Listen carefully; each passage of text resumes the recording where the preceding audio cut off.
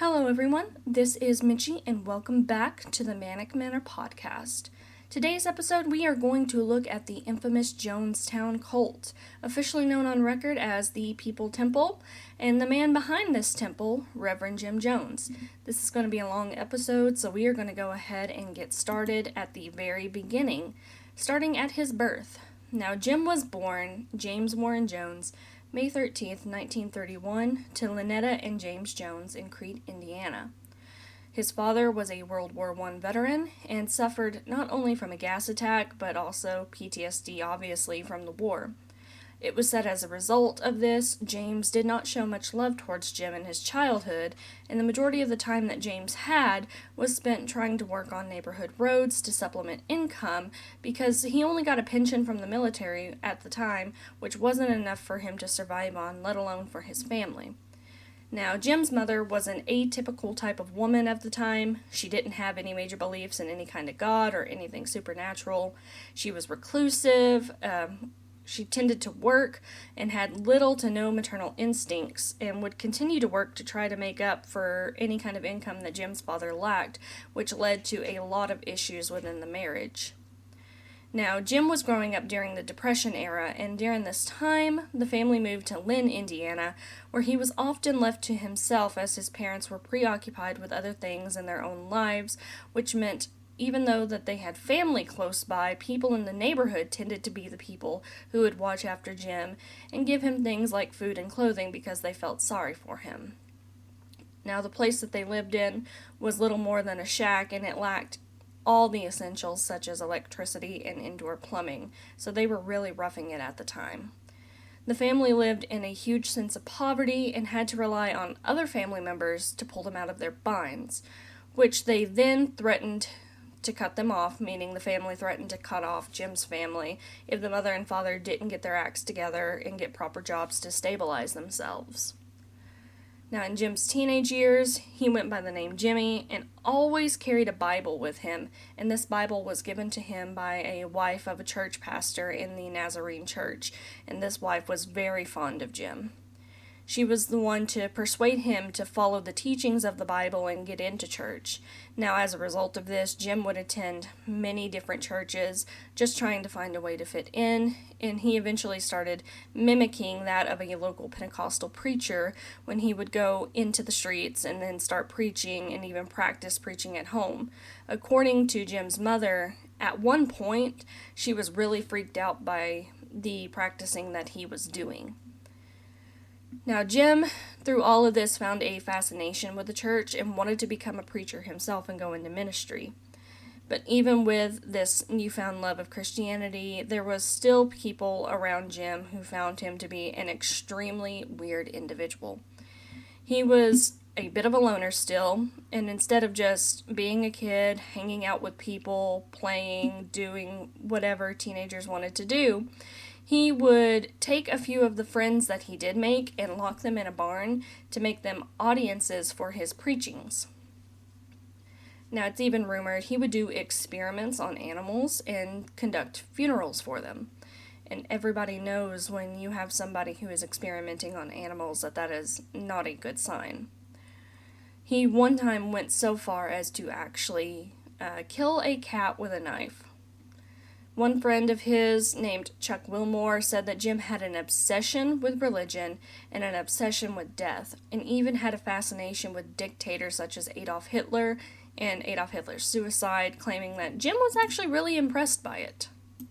But on a much more palatable note, Jim was said to have dressed every day in what was called his Sunday best, which was his regular church-going clothes, because for him, every day was like going to church. He would constantly recite the Bible to anybody that was in earshot, and would even do so at youth gatherings at the time.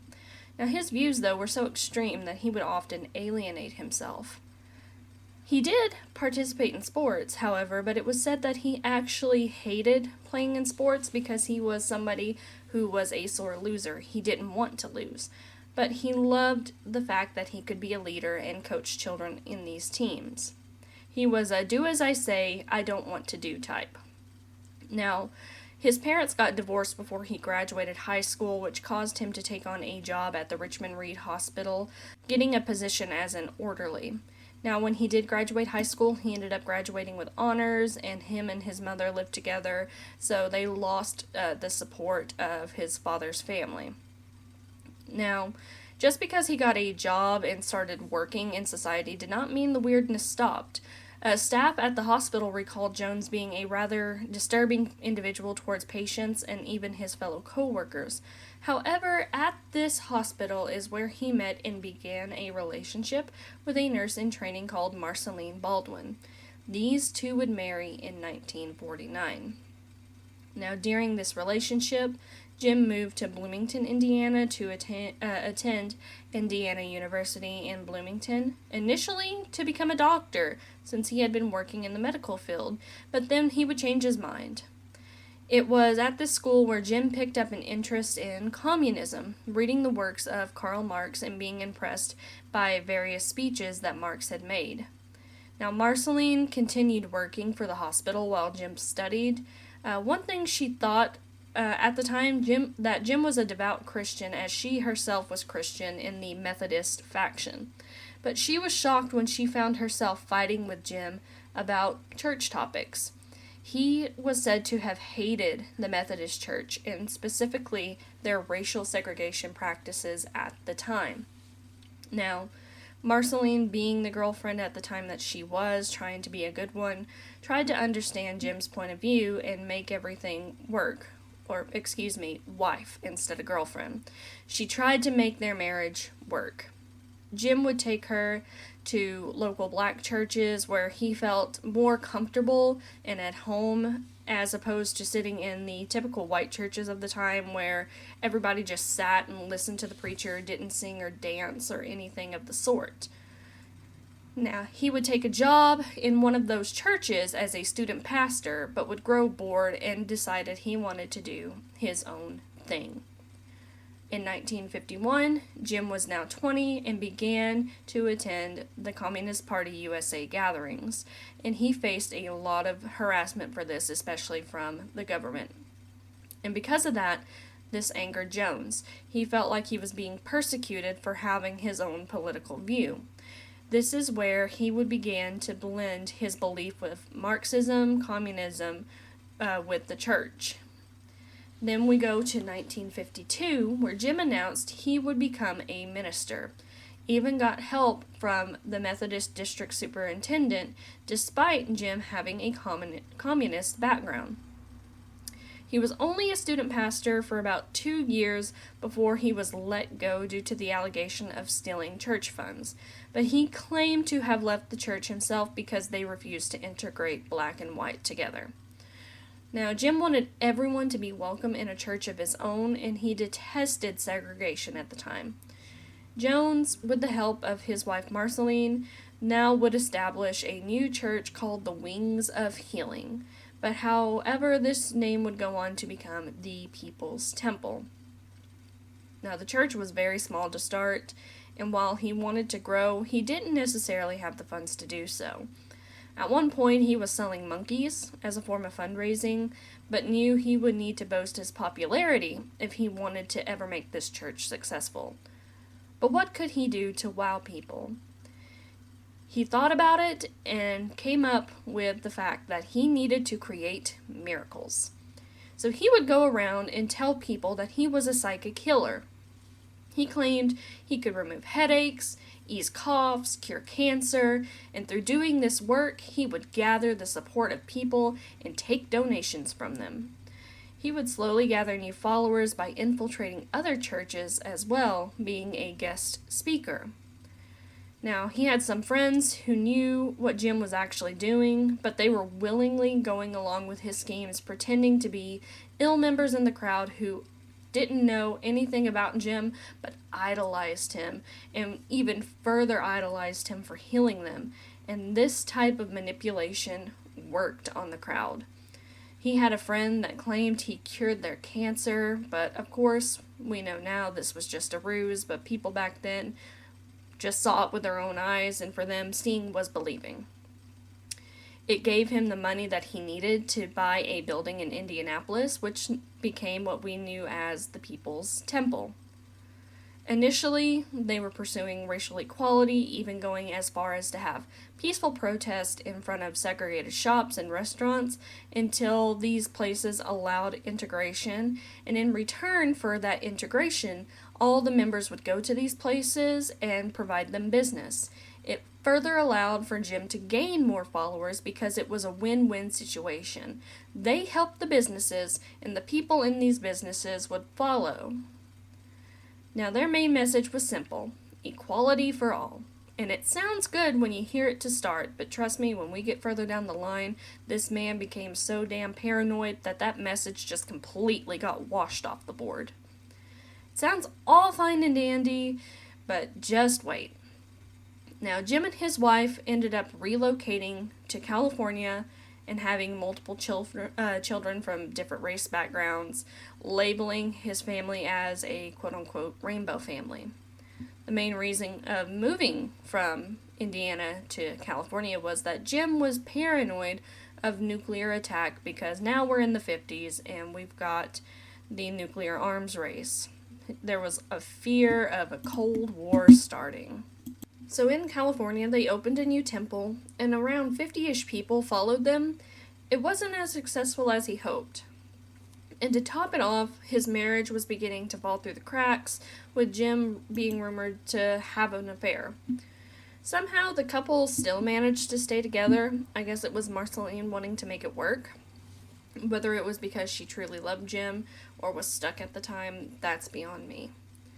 So now we're going into 1969. Now the church did start getting some momentum and start growing in size again, and the funds were coming back. He was now preaching about economic socialism and racial equality, and he was also still pretending to be a miracle healer. He would target other churches, mail out pamphlets, and do random sermons to get donations, but wouldn't outright force the people to donate. So it was kind of rusing them to make them feel like, oh, this is such a good guy, let's give him our money. The People's Temple would use their funds to appeal to people by helping people pay for their colleges, get them housing and food. Jim even would entertain political figures at this point, trying to get their support. So during all of this, Jim became very controlling of his church, and because of his controlling attitude, it gained negative press attention around the fall of 1971. People began to call out Jones for his bullshit at this time, and Jones would reply, "If you aren't convinced of me, you're the enemy, and you want to destroy what we work hard to build."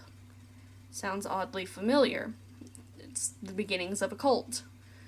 Now, in truth, Jones was probably just scared shitless of being ousted and falling from grace. He had built all this stuff up on a lie, so if he fell, he was going to fall hard. So he buckled down and placed in some hardcore rules. No drinking, no drugs, people were separate even if they were married, and people had to be dedicated to Jones. They had to give their life to him. It's ironic because even though Jim was putting in all of these rules, such as no drinking, no drugs, Jim at this time started doing drugs himself. It would lead to a change in his attitude, cause his eyes to become red, and that's why he wears the sunglasses that you so infamously see him wearing in a lot of the pictures when he's making appearances and doing sermons. So Jim went from being super kind and helpful for the members to turning just mean, nasty, and abusive. And despite all of that, people would still stick around. He would excuse his behavior and the glasses as he was empowered with the Holy Spirit, and he had to protect the people because if he looked at them straight in the face, then they would just be completely disintegrated from all of that Holy Spirit.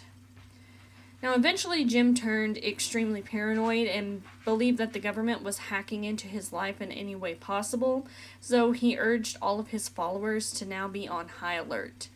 He really started to unravel at the seams. He was having affairs, performing lewd acts, and now he felt like he needed to escape the U.S. government.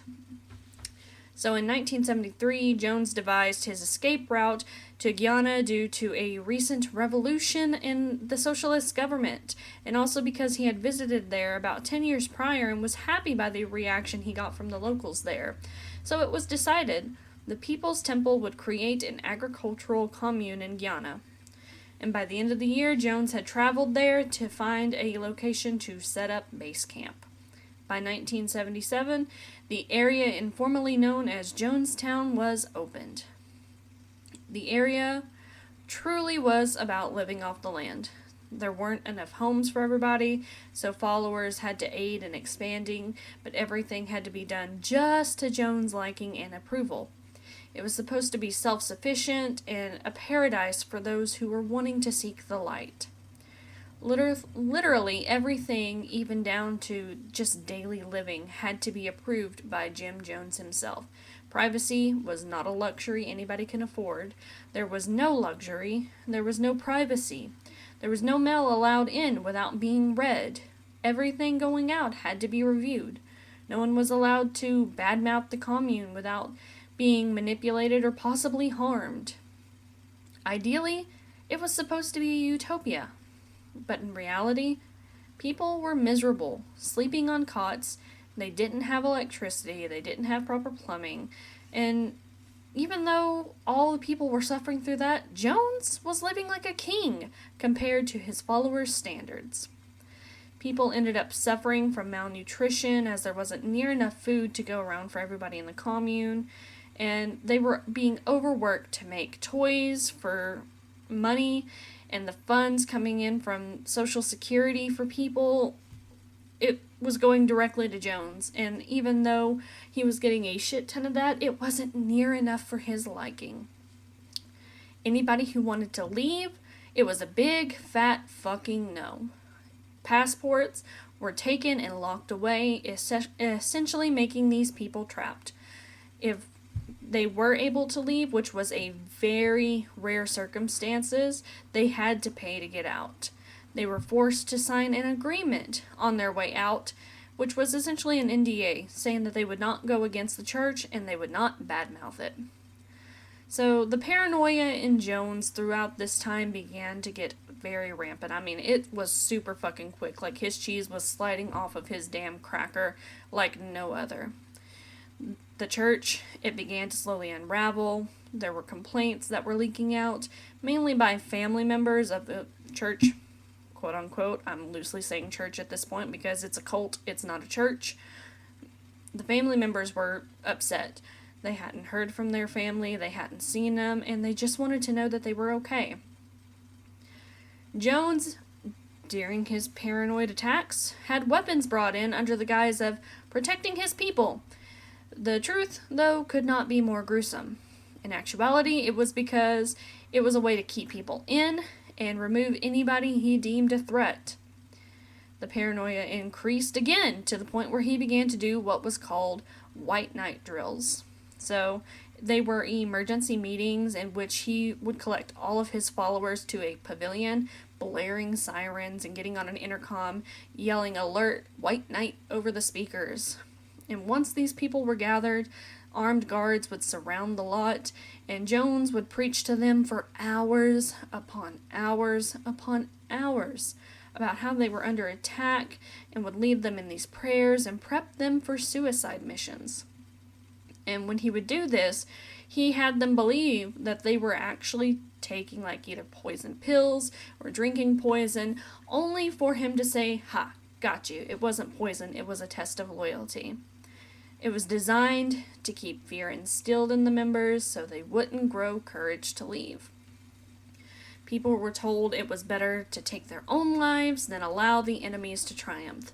They would be told to drink a liquid that would kill them within these 40 to 45 minutes, and like I said, Jones said it was just a loyalty test. And this would be done multiple times within a month, and many people truly believed in Jim and were willing to die for him, so Jim had his hooks in deep in a lot of these people. Meanwhile, the family and friends of the followers, who were super concerned, started to beg authorities to check into this matter. This leads us to November of 1978 with Congressman Leo Ryan. Leo was the head of a fact-finding mission to Jonestown after there were numerous allegations of human rights violations and abuses. He had relatives of the temple members come on, and he had the NBC camera crew, several reporters with him, and they were going to make a trip down to Jonestown just to make sure that everything was okay. They would arrive November 15th, 1978. They would land in Port Kaitama, and 2 days later would be transported to Jamestown on the 17th.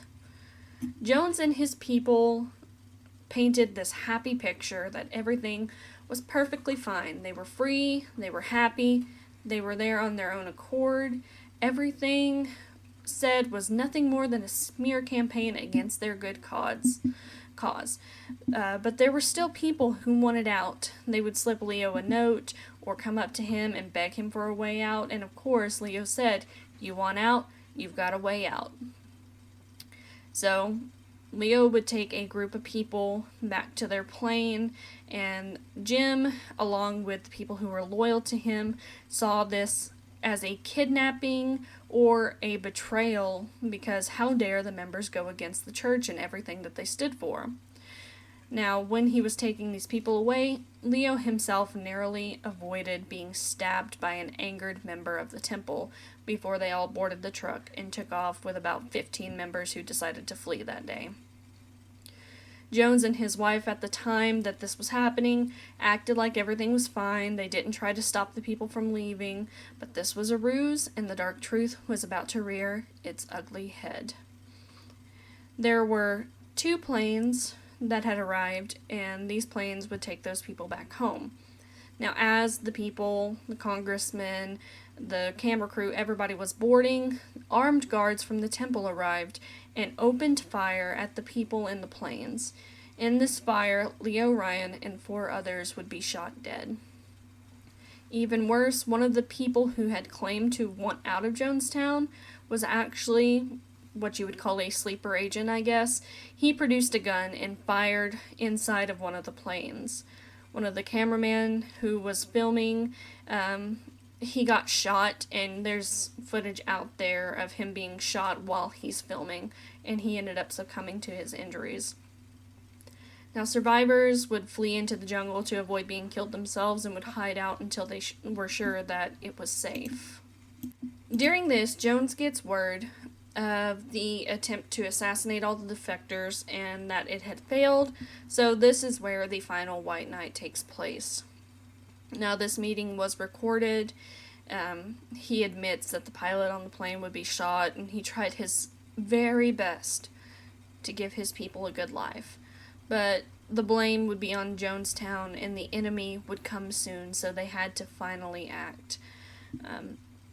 Now, the recording is out on YouTube. I'm not going to post a link to it, so if you want to go listen to it, that is at your own discretion, because it's like a 40 minute something long video, and it can get pretty disturbing for some people. Now, in Jones' words, he said it was time to drink and commit a revolutionary act, not a suicide. Now, there were some people who were more than willing to do so, but there were people who were panicking, and they didn't want to die, and they were being forced to take it either via injection or having it forced down their throat.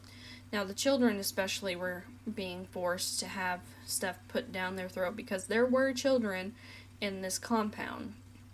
Jones' wife herself had to be restrained when these children were being forced to drink, because for her, taking care of the children in the compound was her entire life. She was held down until the last child was given poison, and then it was said she calmly got up, went, and took the poison herself. Now, regardless of how hard these people fought, the end result was anyone who was in Jonestown that did not hide themselves were dead. Now, Jim, you would think he would have taken the poison, or quote-unquote drink the Kool-Aid, as the infamous phrase goes, even though it was Flavor-Aid instead of Kool-Aid. He didn't. He had to be shot in the head by one of the guards. In total, 918 people died in Jonestown, including those who were killed on the airstrip. The town itself had about 909 deaths. When reinforcements were sent in, there was a note found that was written by Marceline, directing that all of the assets that Jonestown had accumulated over the time would be given to the Communist Party of the Soviet Union, and $7.3 million had already been transferred into the Soviet embassy. There was still about $680,000 in cash to be transported, and of course those transporters were found and arrested. Now, Jones had 3 sons, Stephen, Jim Jr., and Tim Jones. They were on an excursion for the People's Temple basketball team in Georgetown, so they were not there at the time of the mass poisoning, so they survived it, and they were actually the ones to alert the authorities of what was going down. And that was because Jim had put out a message to one of his loyal followers that his sons were staying with, that they were doing the final white night. And she ended up killing herself along with her daughter and her younger children. They were stationed at the headquarters in Georgetown for People's Temple, so when they returned, they found bodies of more followers. Those followers were Sharon Amos and all 3 of her children. Like I said, the mother who was at that outpost. Now, the military in the U.S. ended up having to lift the bodies from Jonestown and bring them back to the United States to be buried. Now, tons of rumors sparked in the aftermath, especially with the political leaders who were affiliated with Jonestown, who were swayed very easily by Jim Jones. Some of them were able to explain it away, claiming that they were tricked or manipulated by him. And, I mean, that made a pretty good story for them to try to save their own face, but I'm sure there were some of them that it didn't look good for them, and it was the end of their political careers. But it's been almost 46 years since this tragic incident. There's been numerous documentaries, there's been films, there's been books, there's been coverings of the incident in podcasts such as mine. You got the infamous phrase, drinking the Kool-Aid, which stemmed from Jonestown. And all of this left a major toll on the history of the world. And I would say the cult of Jonestown and its massacre would go down in history as one of the most infamous cults in the world, because I truly think that it really shook the world to its core when the news came out about it. But that is the story of the Jonestown Massacre and Jim Jones himself. I want to thank you all for listening in on this story. If there's anything I got wrong, anything you want to add in, anything that you think needs to be properly corrected, please feel free to let me know. You can reach out at manicmanorpodcast@gmail.com. You can reach out on Facebook or Instagram as well, Manic Manor Podcast, and on YouTube for Manic Manor Podcast. And if you feel so inclined, we do have a Patreon set up for anybody who wishes to donate. You don't have to. We'll keep putting out these episodes, but any kind of support is greatly appreciated so we can get these episodes out on a more constant base. Thank you guys so much. I hope you have a wonderful week, and I will see you in the next episode.